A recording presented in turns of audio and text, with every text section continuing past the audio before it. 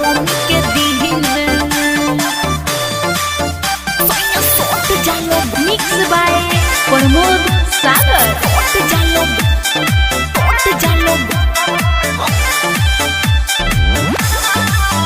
सोया सोट जालो गरमी के दिन गरम बारू तू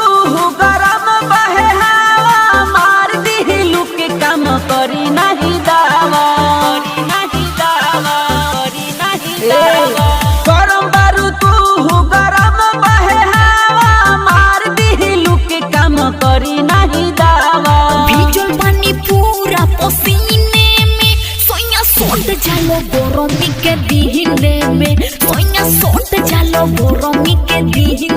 में सोया सोट जालो गरमी के दिन में सोया सोट जालो गरमी के दिन में छाया रिकॉर्डिंग स्टूडियो केसरिया सोया सोट जालो गरमी के दिन में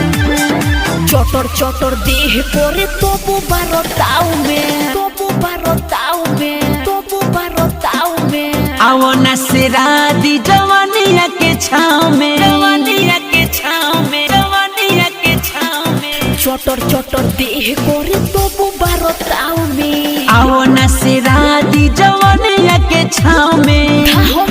हमारा मसीने में सोया सोट जालो गरमी के दिन में सोया सोट जालो गरमी के दिन में सोया सोट जालो गरमी के दिन में सोया सोट जालो गरमी के दिन में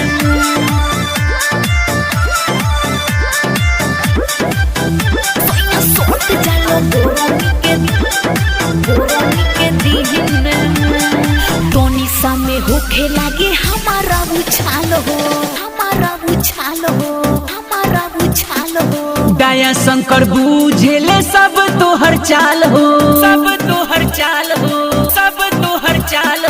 टोनिसा में होखे लागे हमारा उछाल हो दया शंकर बूझेले सब तोहर चाल हो जितेंद्र सोरीता लागे बिना किने में सोया सोट जालो गरमी के दीने में राजा सोट जालो गरमी के दीने में सोया सोट जालो गरमी के दीने में गरम बारू तू गरम बहे हवा मार दी लुक के काम करी नहीं दावा भीजल पानी पूरा पसीने में सोया सोट जालो गरमी के दीने में सोया सोट जालो गरमी के दीने में सोया सोट जालो गरमी के दीने में।